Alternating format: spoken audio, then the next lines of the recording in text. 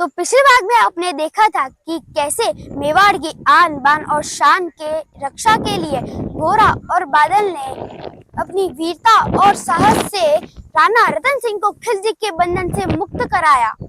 मगर वो तो केवल शुरुआत थी। चित्तौड़ की धरती पर युद्ध की ज्वाला और भी प्रचंड होने वाली थी। गोरा और बादल ने राणा रतन सिंह को मुक्त कराने के लिए जो चतुराई चली उसे देखकर खिलजी की विशाल सेना का क्रोध और भी बढ़ चुका। अब रणभूमि में केवल तलवारों की टंकार नहीं थी, चित्तौड़ की आन बान और शान दांव पर लगी थी। एक तरफ था दिल्ली का छल का सुल्तान और दूसरी तरफ थे मातृभूमि के लिए प्राण न्यौछावर करने वाले मेवाड़ी वीर। तो सुनिए मेवाड़ के अमर योद्धा गोरा और बादल का दूसरा अध्याय। गोरा की चातुरी चली राणा के बंधन काटे, छाट छाट कर शाही पहरेदारों के सर काटे। लिपट गए गोरा सी राणा गलती पर बसता है, सेनापति की नमक हलाली देख नैन भर है। पर खिलजी का सेनापति पहले से ही शंकित था, वह मेवाड़ी चट्टानी वीरों से आतंकित था। जब ये मिलन रकासा पदवनी नहीं आई है, खिलजी मेवाड़ी सेना खिलजी की मौत संग लाई है, तो पहले से तैयार सैन्य दल को उसने ललकारा। निकल पड़ा तिद्दी दल, रन का बजने लगा नगाड़ा। दृष्टि फेरी गोरा की मां ने राणा को समझाया, रण मतवाले को जबरन से धौड़ पटाया। राणा चले तभी शाही सेना लहरा कर आई, खिलजी की लाखों नंगे तलवारें पड़ी दिखाई। खिलजी चिल्लाया, दुश्मन को भाग न जाने देना, राणा रतन सिंह का शीश काट कर ही वीरोदम लेना। टूट पड़ो में वारी शेरों, बादल सिंह का लकारा, हर हर महादेव का गर्जा, नब्बे दी जयकारा। निकल डोलियों से मेवाड़ी बिजली लगी खड़कने, काली का खप्पड़ बनने लाखों तलवारें लगी खटकने। राणा के पद पर खिलजी का सेनापति तनिक बड़ा था, पर उस पद पर तो गोरा हिमगिरी सा करा था। बोला, जफर से एक कदम भी आगे बढ़ना सकोगे, यदि आदेश न माना तो कुत्ते की मौत मरोगे। राणा रतन सिंह तो दूर न उसकी छाया तुम्हें मिलेगी, दिल्ली की भीषण सेना की होली यहीं जलेगी। अगर गोवा महाकाल बनकर रण में हुंकारा, लगा गारने शीश समन में भई रक्त की गारा। खिलजी की असंख्य सेना से गोरा घिरे हुए थे, पर माना वो तो रण में मृत्युजय बने हुए थे।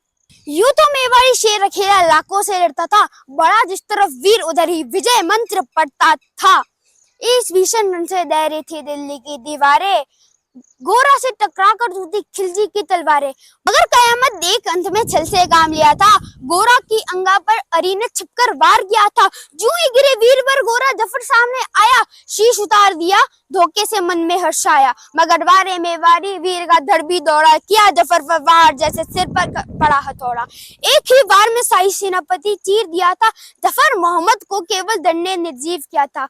जूं ही जफर कटा, शाही सेना का साहस लजा, काका का कटा सल्लख बादल सिंह महारुद्र सा गर्जा। अरे कायरो नीच बांगरो, रण में सल करते हो, किस बूते पर जमा मर्द बनने का दम भरते हो।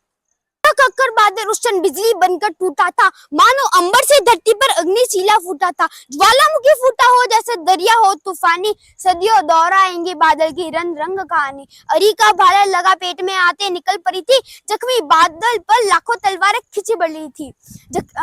कसकर बांध लिया आंतों को केसरिया पगड़ी से, रंचक डराना प्रलय कर सम्मुख मृत्यु खड़ी से।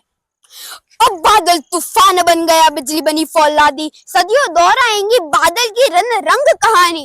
उधर वीरवर गोरा का दर अर्धर काट रहा था और इधर बादल लाशों से भूतल बात रहा था। आगे पीछे दाएं बाएं जमकर लड़ी लड़ाई, उस क्षण रणभूमि में लाखों बादल पड़े दिखाई। मगर हुआ परिणाम अंत में वही जो होना था, उनको तो तिल तिलकट अनियों में शोणित होना था। मेवाड़ी सीमा में राणा शकुंतल पहुंच गए थे, गोरा बादल तिल तिल कटकर रण में खेत रहे थे। एक एक कर मिटे सभी मेवाड़ी वीर सिपाही, राणा रतन सिंह पर लेकिन नंजक आंच न आने पाई। गोरा बादल के शव पर भारत माता रोई थी, उन्होंने अपनी दो ज्वलंत मणियां खोई थी। गोरा बादल के शव पर भारत माता रोई थी, उन्होंने अपनी दो ज्वलंत प्यारी मणियां खोई थी। धन्य धरा मेवाड़ी सीना, लख बादल अभिमानी, जिसके बल से रहा पद्वनी का सतत अभिमानी। दोहराता हूँ सुनो रक्त से लिखी हुई कुर्बानी, जिसके कारण मिट्टी भी चंदन है राजस्थानी। दोहराता हूँ सुनो रक्त से लिखी हुई कुर्बानी, जिसके कारण मिट्टी भी चंदन है राजस्थानी।